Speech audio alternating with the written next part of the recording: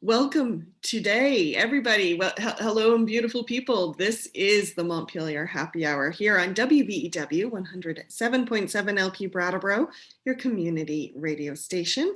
As always, we talk about how things in Montpelier shake out for the rest of us.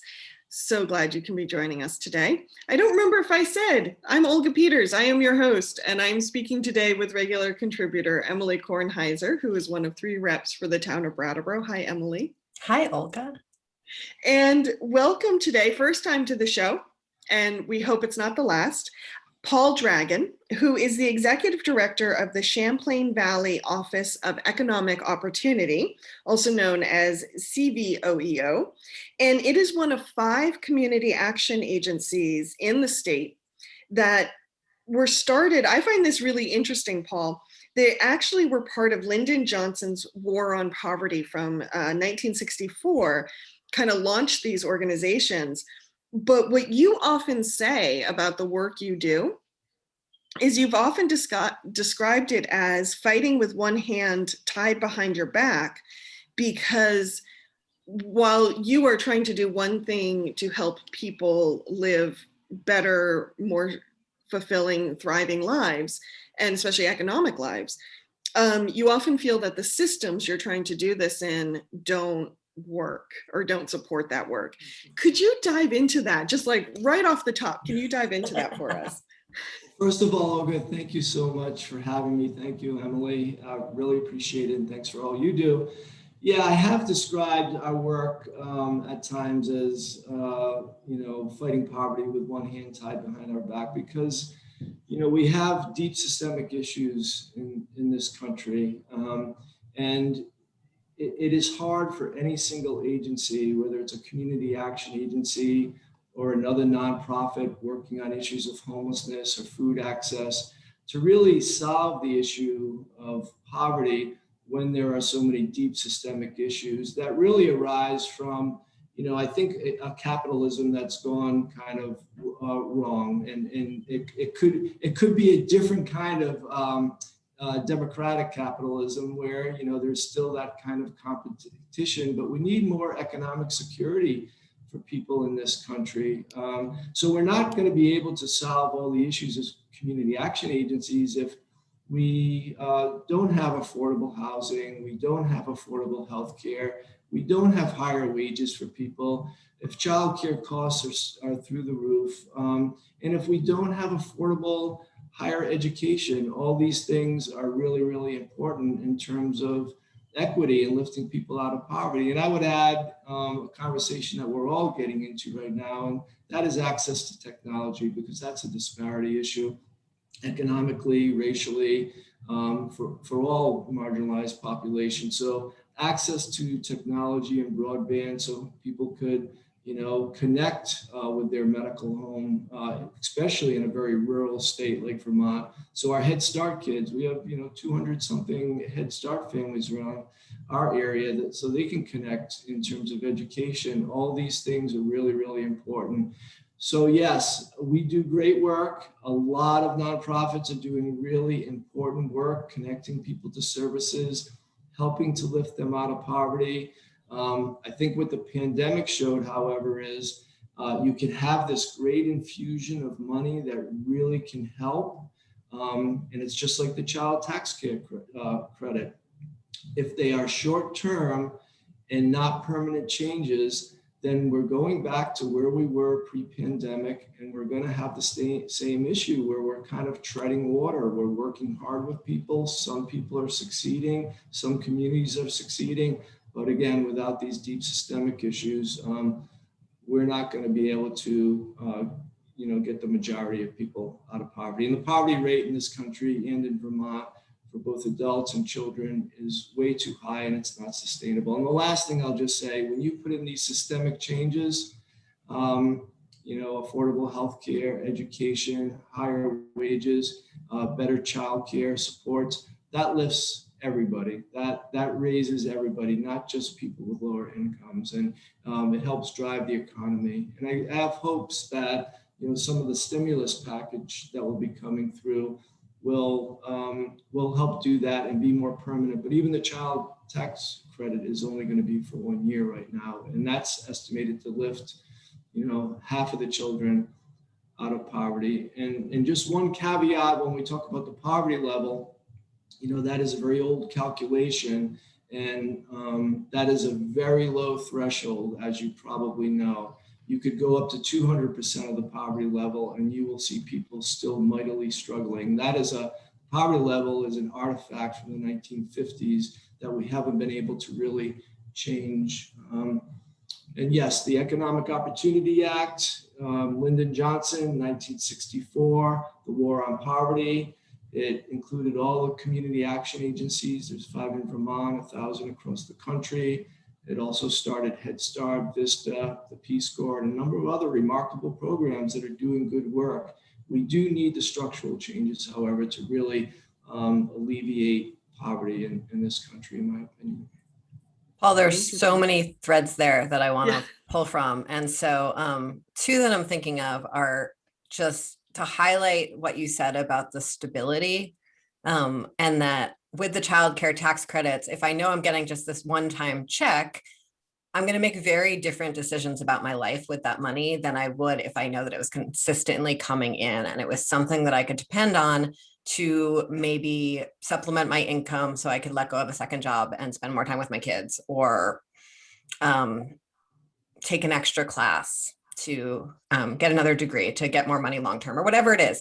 But know that stability is a very different thing. And I think some of the housing that we were able to provide during the pandemic really took us one step closer to a lot of Vermonters being able to feel that stability that was solid enough to start planning from. And I hold a lot of heartbreak that we haven't figured out how to sustain that, or that we haven't sustained that. I think we figured out how to sustain it. It's just money. And so that's one thing I want to spend a lot of time talking about today. But before we do that, I think it's important for listeners to hear about sort of the career that you had before you were at CVOEO, that you have sort of spent time in different parts of the system, and that you spent a lot of time at the Office of Economic Opportunity, at the Agency of Human Services. And I'm sort of curious about what it's like being sort of a little bit outside of the machine and being inside the machine, and if you see the problems a little differently from that vantage point. Because I'm going to just keep on extending my sentences too. Because I think the hope of the War on Poverty and the community actions when they started was really about walking alongside folks who are struggling. It was really about a movement that was led by poor people and for poor people, rather than continuing the charity mechanisms that help the most vulnerable. And so I don't think that's necessarily how most of our community actions operate nationally anymore. But I think there's still some mechanisms in there that we can pull threads from and build on into the future to really have Vermont work better for each of us and have people really like leading their own lives. Emily, I think I want to take up your last piece first, because I think that's much more important than my boring biography. So the way the community action agencies, I mean, it was a radical notion at the time, as you suggest, in the 60s, for community action agencies when they were incorporated. The idea was that low-income people would be in charge of their communities. They would make decisions about the funding. So some of that legacy is still alive here, right? We have on our board of directors, and every community action agency who gets community services block grant funding has to have on their board of directors representation from the low income community. So we have 12 board of directors. We have 4 people that represent the low income community who have received services before. So I think that's important. Our Head Start program, our Head Start Policy Council is made up of families who are all in Head Start or connected to Head Start or have received Head Start. So in that way, and they're able to help Head Start directors and our organization as a whole, CVOEO, make decisions. So that's important. Now, I do think community action agencies, even with those levers in terms of our decision-making processes, have lost that vibrancy and that connection to the community in many ways. And it is something now, I've been on a year here during the pandemic, post-pandemic. I think at least CVOEO wants to get back to, and I think we all should really get back to, because it is really, I see community action as not just anti-poverty and not just community development, but community organizing. So for instance, here, when you look at some of the programs that we have that a lot of community action agencies don't have, they're based on advocacy. So we have resident organizers going into mobile home parks around the state, working with mobile home residents who you know are some of the most vulnerable residents because of the quality of the stock, because of effects of climate change on mobile home parks and where they're located. So they work with them very, very closely. And I've been on Zoom meetings since I've been here, seeing this in action, trying to lift up people's voices so they can organize their lives and hopefully make better decisions and maybe even take control of that mobile home park. So that's an important piece. Plus we have fair housing in Vermont tenants, and we do the same thing, working with residents all over the state to make that happen. I don't think we do that enough in our other programs necessarily, but we do have those three programs. You know, we just went through a strategic planning process here where we had a Holiday Inn resident guest that probably had one of the strongest voices in our strategic planning process. Now that was just one person out of 21. We had staff and some community members. Her voice was critical to the way we thought about our strategic planning. So the point is, going forward, I know we as CVOEO, and I think community action agencies across the country do this in varying degrees, but we all have got to recommit to making sure, in your words, we're working side by side with people and actually having people lead us in the process, because it is their community and we're just part of the community just like them. So I think that's a really great point. And I have noticed that, Emily, I think we have lost that thread, that radical notion that a lot of people disagreed with at the time. You can't just give this money to the communities and let communities decide. It has become much more organizational, top down, the organization saying, this is how we're going to fund it rather than the community. So I agree, we need to do a much better job there.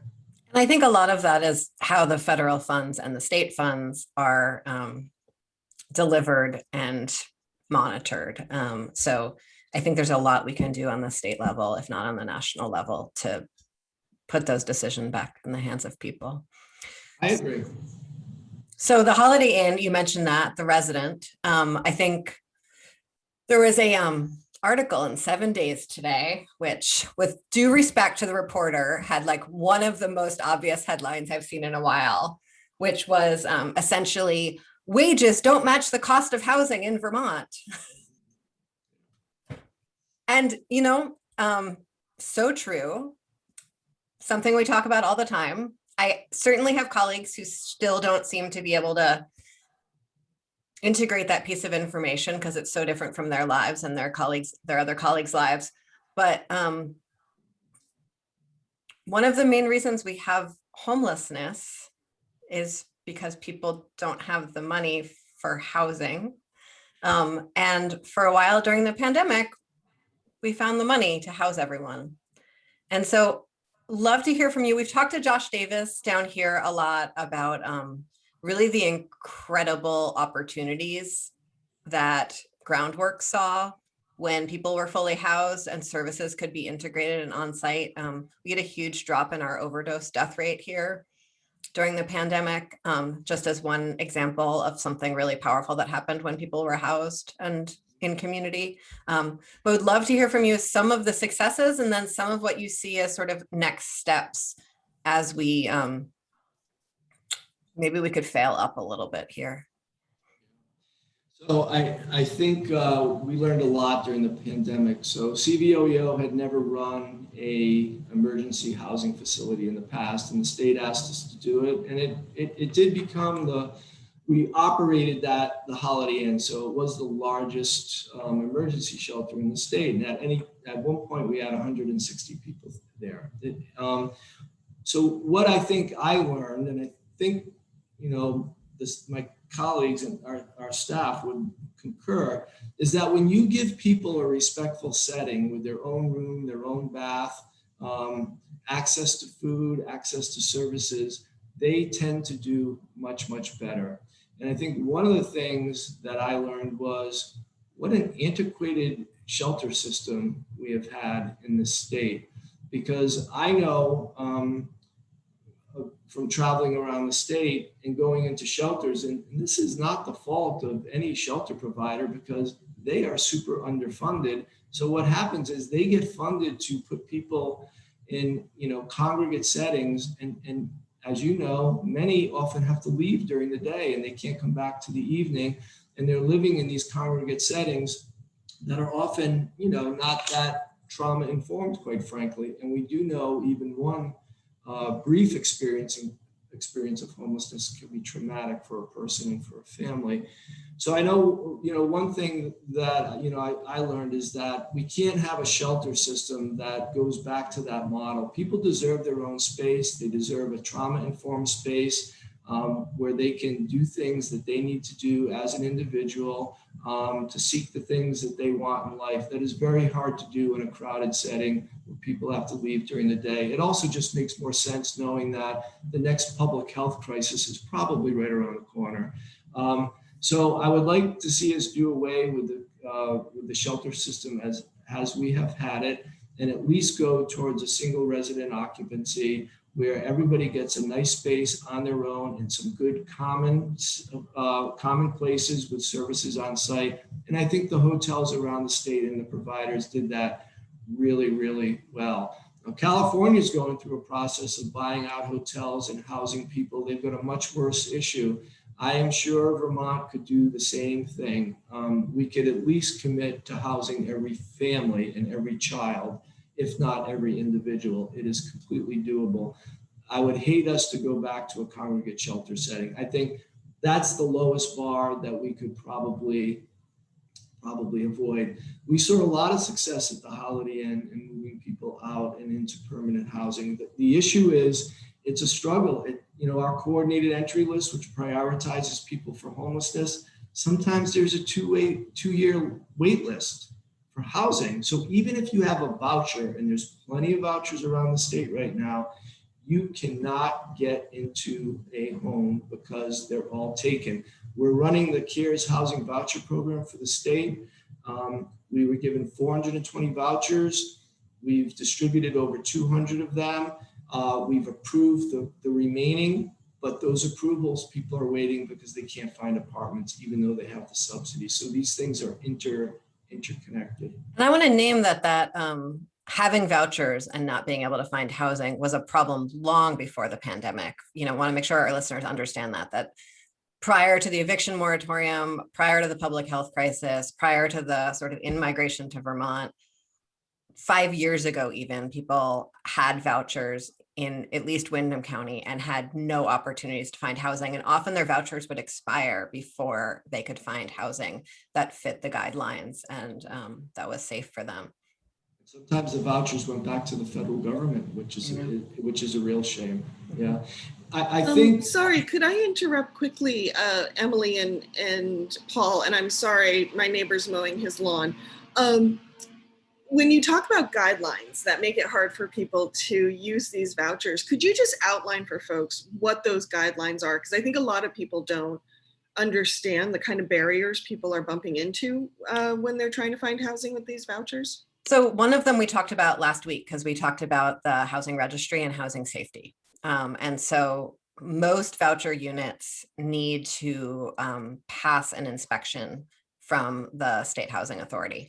And that's not it's not a fancy inspection. It's like very far from a fancy inspection. It's really just will anyone die in the first 3 days or burn in this unit? I mean, it's really it's not as high a bar as if you're going to host a foster youth. It's not a high bar. It's like, if you're going to get a mortgage on the property, it's really just like, is this a bare minimum of safety? It's the kind of thing that the safety requirements that we had in the housing bill.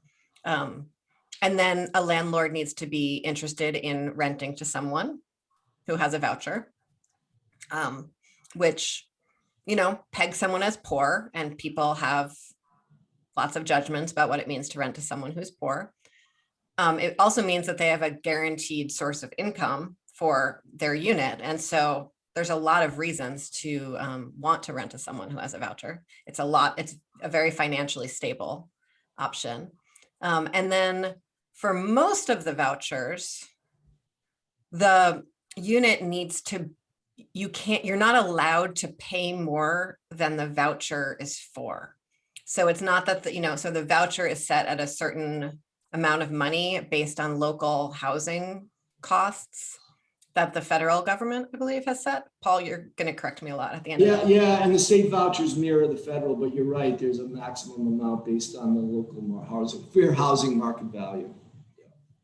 And those are much lower than the actual fair housing. Well, it might be the fair housing market value, but they're far below the actual housing market value in our communities. And renters aren't allowed to make up the difference in them for the most part. And so that's a really challenging piece, because you're asking a landlord to rent below the amount that they could get. And that's one of the places that our housing trusts and other sort of designated affordable housing buildings can really help. Exactly,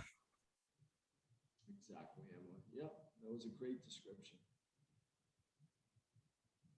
And I'm sorry, before I jumped in with my question, Paul, you were about to make a point, and I'm sorry for interrupting you on that.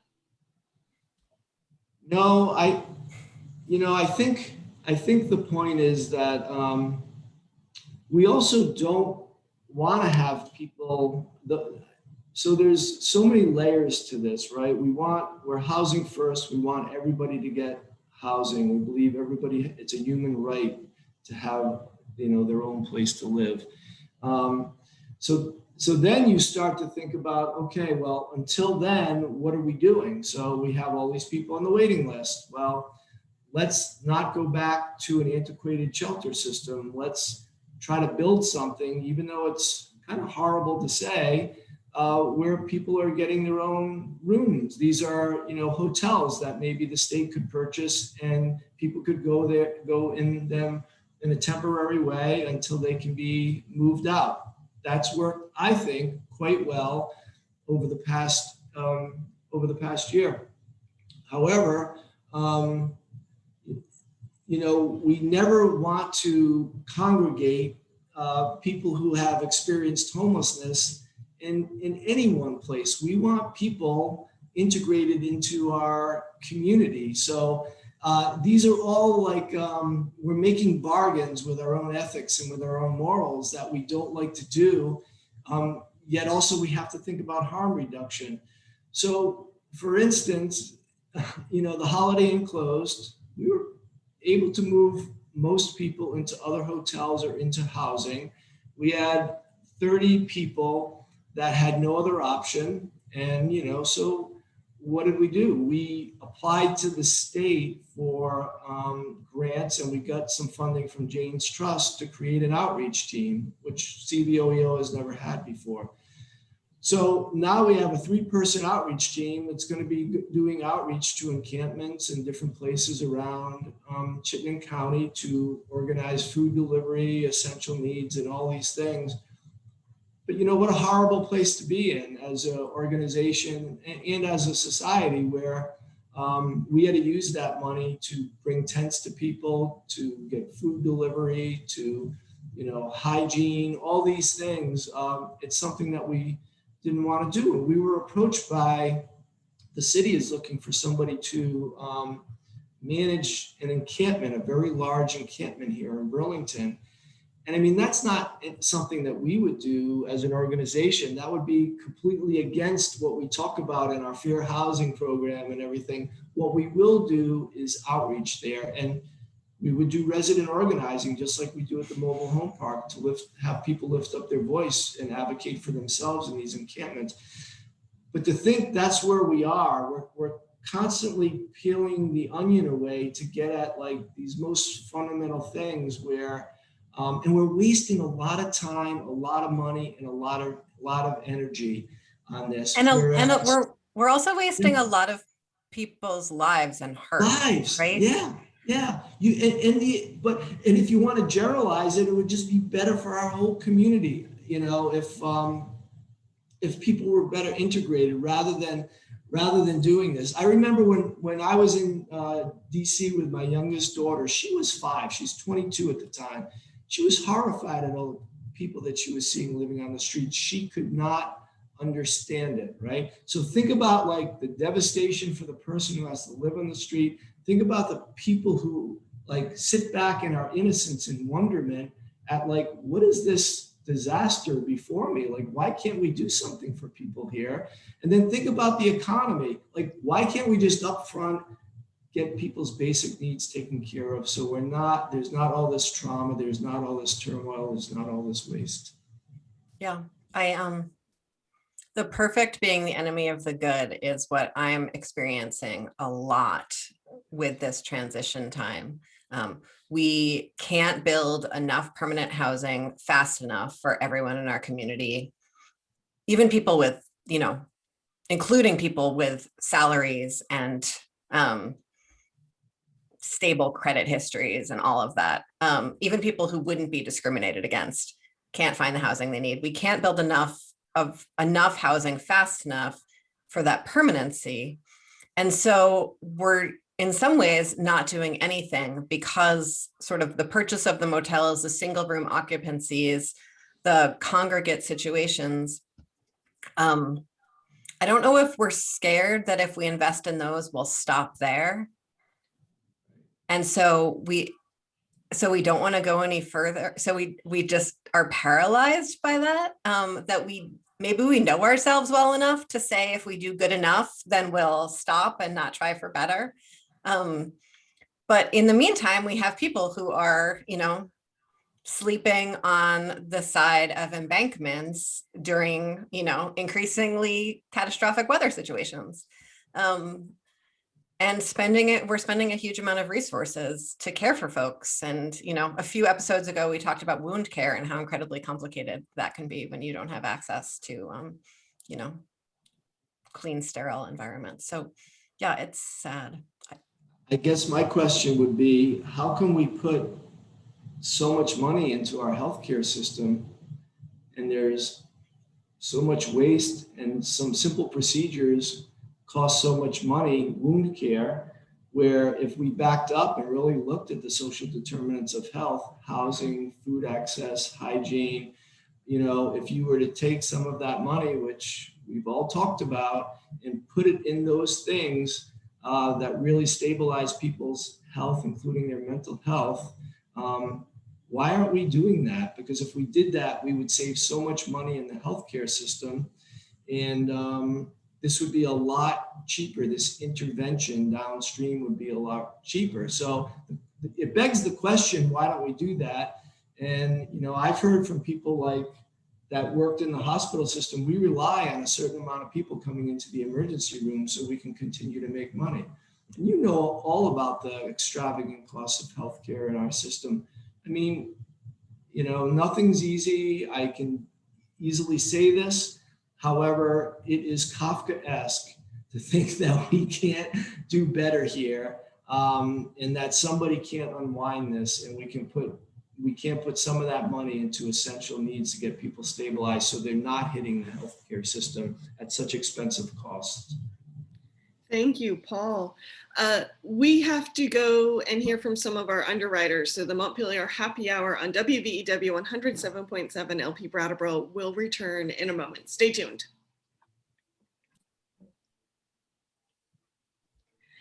Welcome back to the second half of the Montpelier Happy Hour here on WVEW 107.7 LP Brattleboro, community radio station. If you're just joining us, I'm your host, Olga Peters, and I am speaking with Representative Emily Kornheiser and Paul Dragon.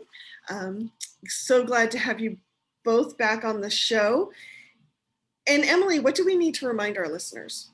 That the views expressed on this show are those of the hosts and the guest, and not the radio station, not the TV station, not any organizations that anyone here is affiliated with, but just the individuals who are saying the things about things today. Thank you very much. As always, you can find us on your local community access channel at iTunes and our Facebook page, the Montpelier Happy Hour. And the Montpelier Happy Hour.captivate.fm is our website. So Emily, you asked a really great question during the break, and it was, if we are to go forward with making sure people have what they need in their lives, you asked, like, what's missing? So could you dive back into that question and kind of pull it apart for us? Yeah. And for those watching on the video, if I seem distracted, it's because I think there's an orphaned fawn outside my window with a messed up eye. And if anyone watching on Facebook knows what I could do to help the poor little baby deer, I'd appreciate a comment to tell me who to call. So onwards.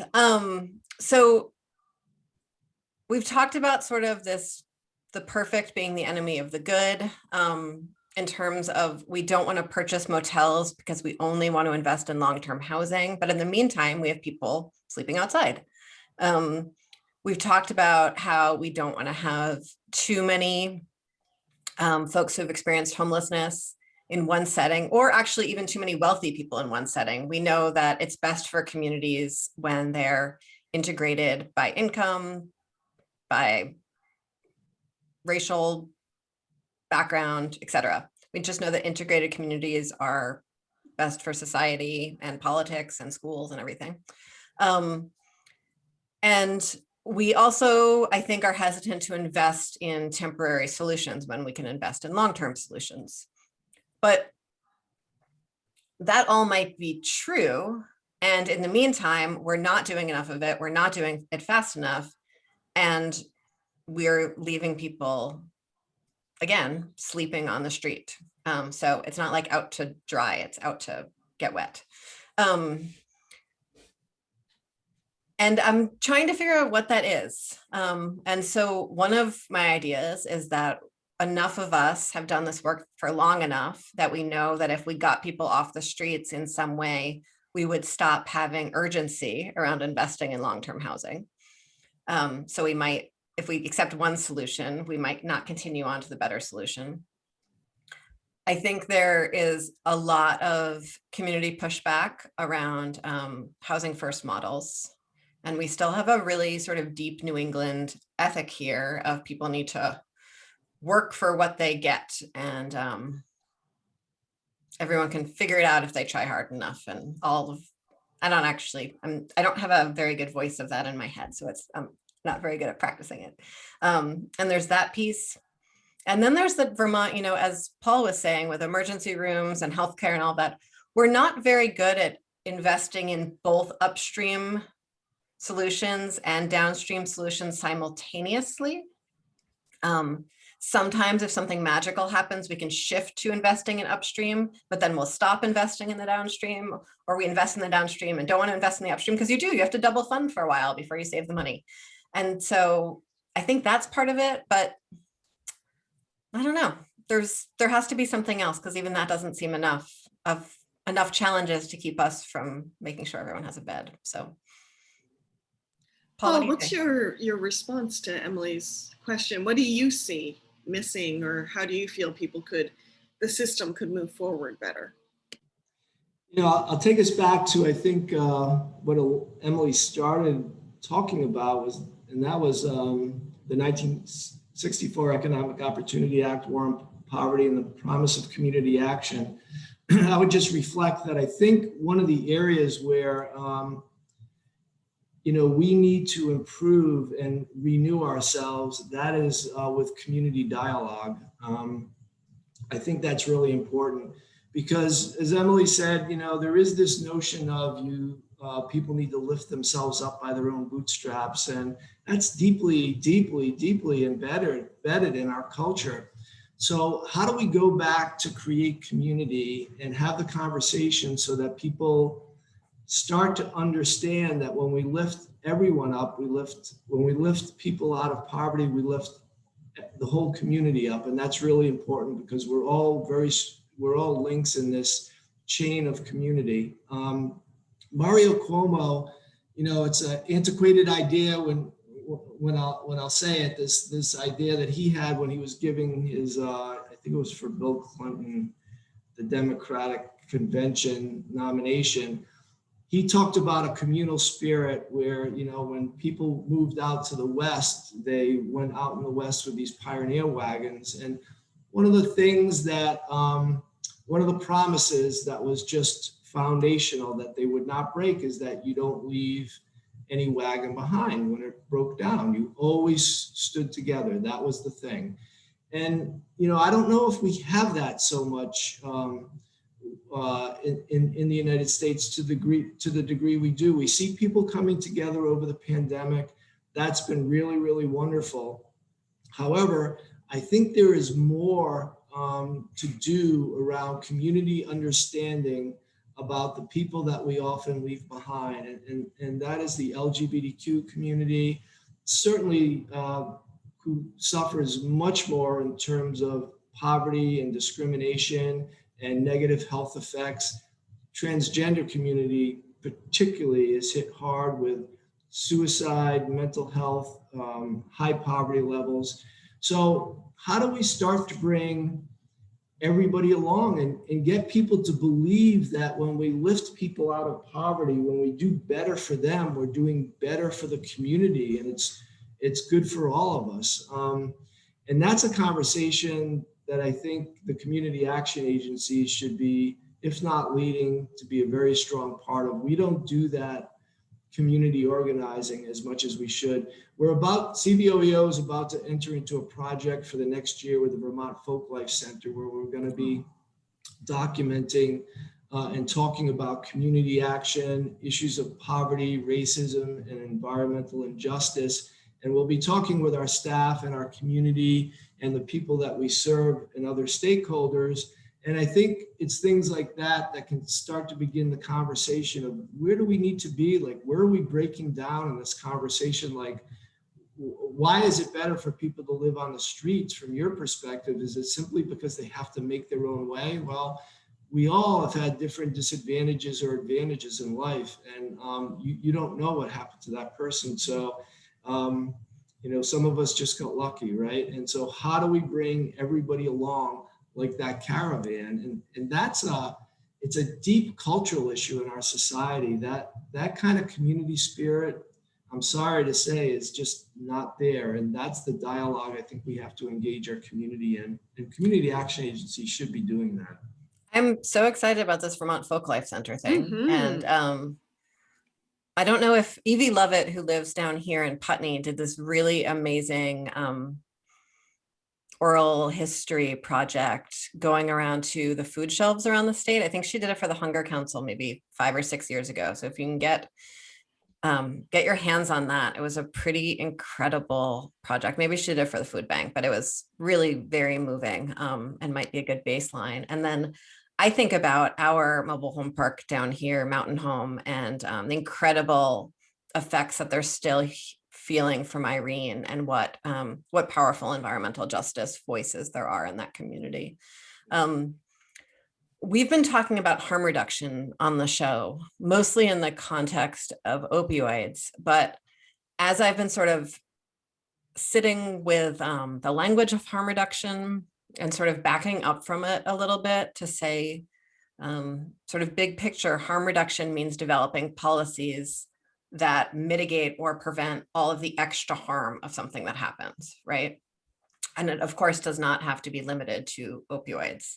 And I think about that still, though, the language and some of the implications of it is still very much on the individual level, that we're talking about reducing harm for an individual person who's engaging in an activity or in a situation, but community harm reduction seems to be a more useful frame.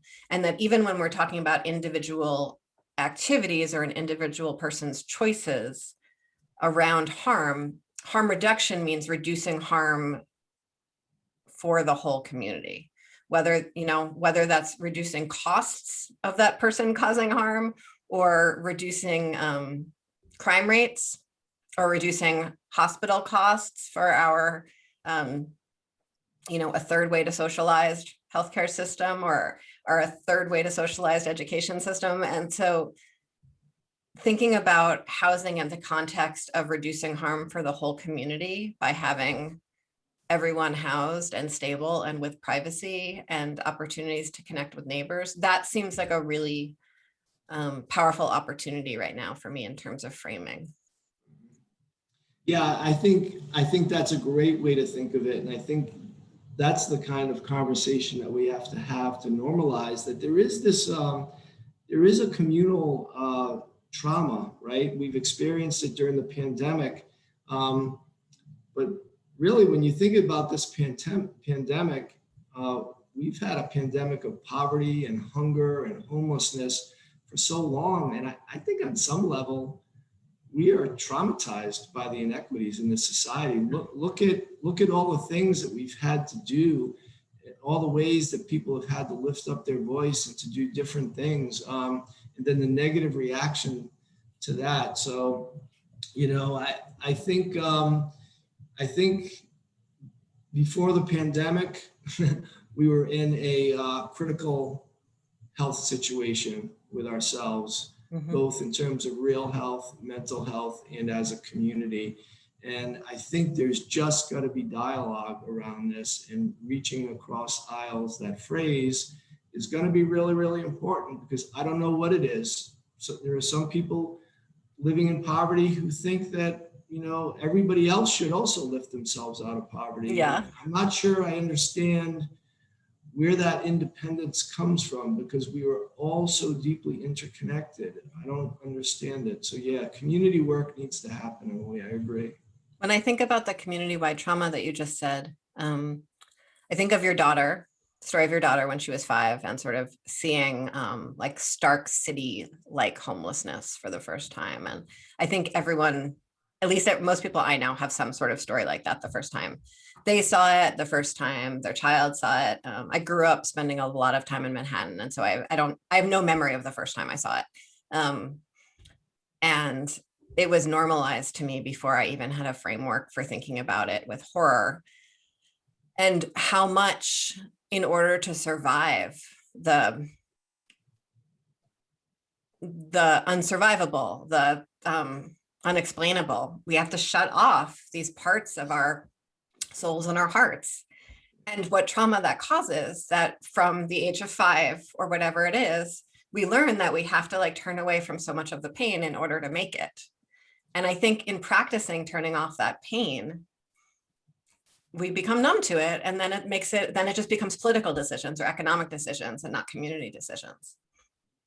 So well said. And I asked her, I don't know, it was probably a couple of years ago, if she remembered that, and she said she didn't. And I think that's riveting.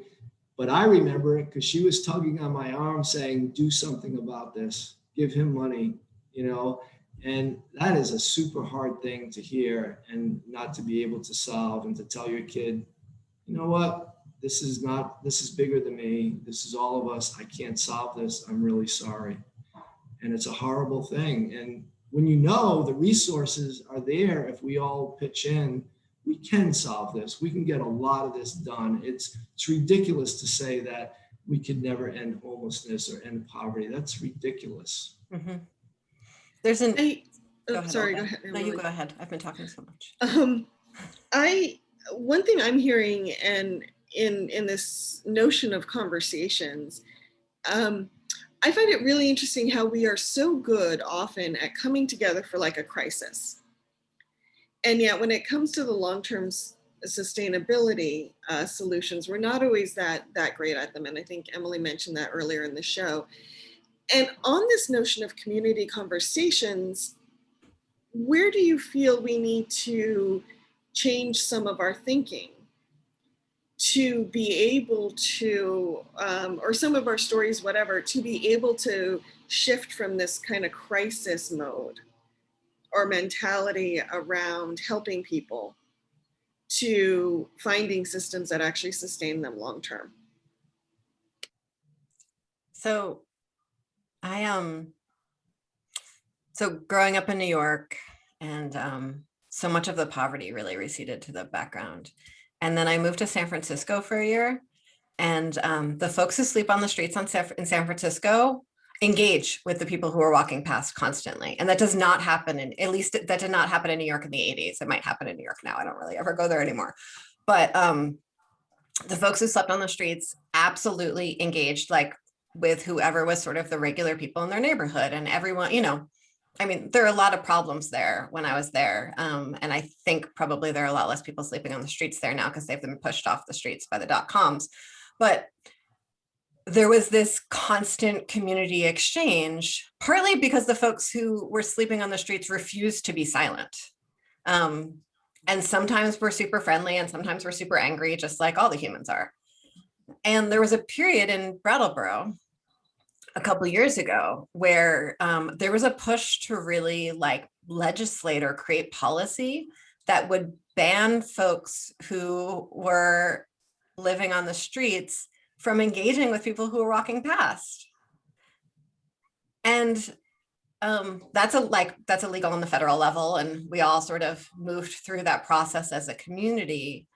But I think the more places and spaces that are truly public, that we can create opportunities, and I really hate the word empower so much, and I'm about to use it.